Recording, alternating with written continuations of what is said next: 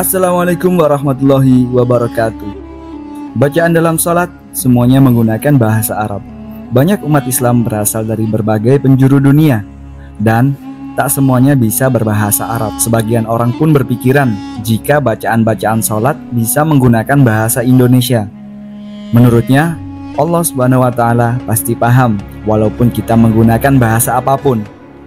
Namun, apakah menggunakan bahasa selain bahasa Arab dalam sholat menimbulkan dosa? Bacaan seperti apa yang diperbolehkan dan dilarang?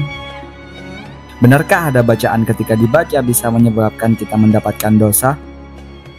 Saat melakukan sholat, ada bacaan-bacaan yang wajib kita baca seperti Al-Fatihah di setiap rakaatnya. Ada juga bacaan-bacaan sunnah seperti surah-surah pendek yang dibaca di 2 rakaat awal. Lalu, apakah kita bisa menambahkan doa-doa pribadi yang bersifat duniawi? Syekh Ali Jum'ah punya jawabannya. Beliau mengatakan bahwa orang yang sholat boleh berzikir dan berdoa, asalkan tidak bertentangan dengan hadis dan Al-Quran. Pendapat ini didasarkan pada argumen Imam Ibnu Hajar Al-Asqalani. Beliau berkata, Imam Ibnu Hajar dalam Fathul Bari saat menjelaskan sabda Nabi mengenai doa yang dibaca setelah tasyahud. Kemudian orang itu dipersilahkan berdoa dengan sesuatu yang mengagumkan dirinya, dan orang itu pun berdoa. Berdoa memohon untuk kebaikan duniawi boleh-boleh saja. Doa-doa yang bersifat duniawi, misalnya dilancarkan rezekinya, segera bertemu jodohnya, untuk meminta keturunan, itu boleh dilakukan. Hal ini juga dibenarkan oleh Imam Al-Baji dalam Al-Muntaqa Syarah Al-Mu'atta. Beliau berkata, hal ini sebagaimana Imam Malik berkata, tidak masalah berdoa dalam sholat maktubah dan dengan bentuk doa sesuai yang dikehendaki, baik berupa doa ukhrawi ataupun duniawi, baik yang sesuai dengan doa dari Al-Quran ataupun mengarang sendiri. Fenomena menambahkan bacaan dalam sholat pernah dilakukan oleh Ibnu Umar. Dalam kalimat syahadah, Ibnu Umar berkata, saya tambahkan bacaan wahdahu la syarikalah wa asyhadu anna Muhammadan abduhu wa rasuluh. Tidak ada sekutu baginya, dan aku bersaksi bahwa Muhammad adalah Rasulullah.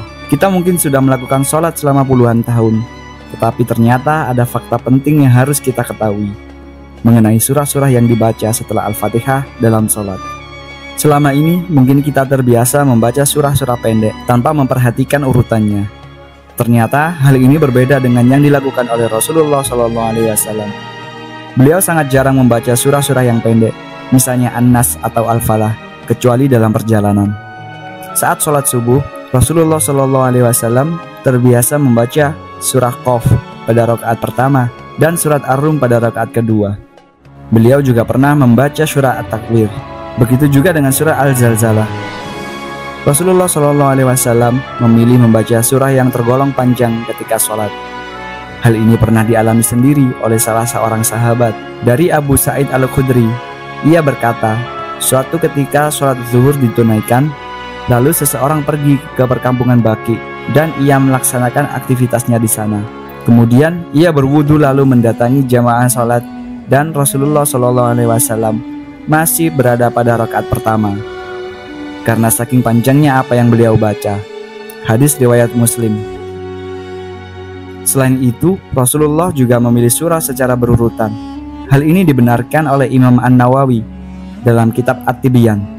Beliau mengatakan bahwa Al-Quran tak semata-mata disusun secara berurutan, namun ada hikmah di balik hal tersebut.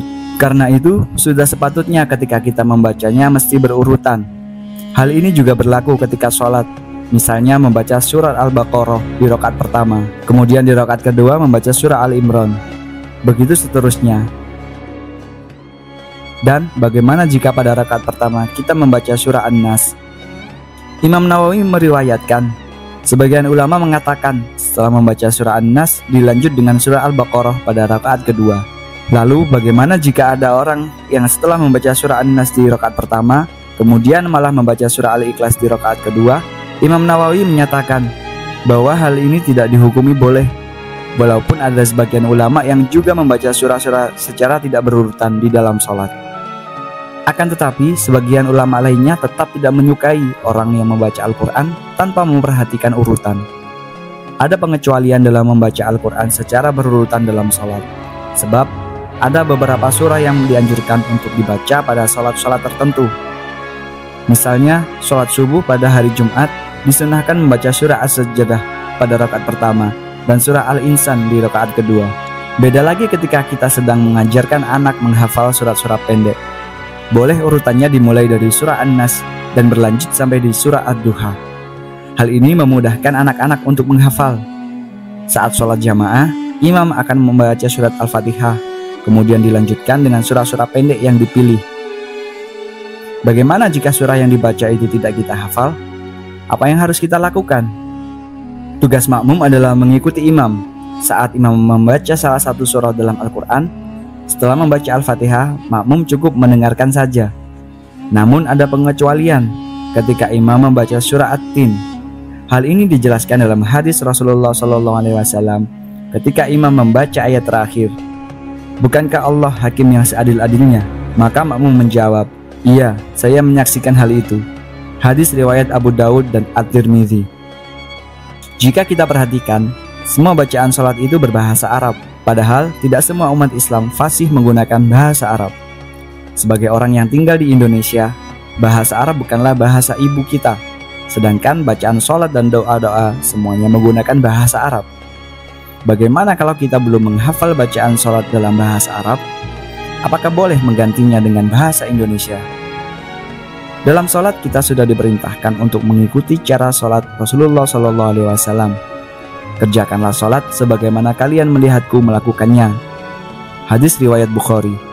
Membaca bacaan selain yang dicontohkan oleh Rasulullah SAW itu tidak boleh. Berbicara atau melafalkan sesuatu di luar bacaan yang telah ditentukan bisa membatalkan ibadah itu sendiri. Hal ini berdasarkan pendapat mazhab Hanafi dan mazhab Hambali.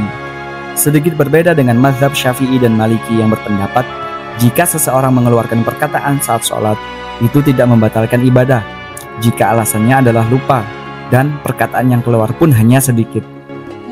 Larangan berbicara saat sholat sebenarnya telah diperingatkan oleh Allah Subhanahu wa Ta'ala. Suatu hari, para sahabat sedang melaksanakan sholat bersama Rasulullah SAW. Kemudian dua orang sahabat sedang asyik mengobrol. Karena kejadian itu, turunlah ayat Al-Quran. Berdirilah karena Allah dalam sholatmu dengan khusyuk.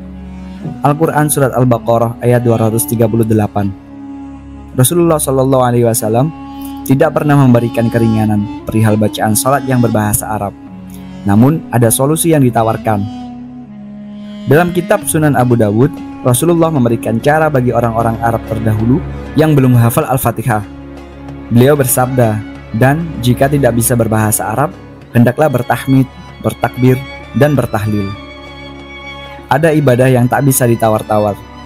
Misalnya cara haji, makanan yang diharamkan. Begitu juga dengan cara sholat. Hal ini untuk menjaga kemurnian sholat itu sendiri.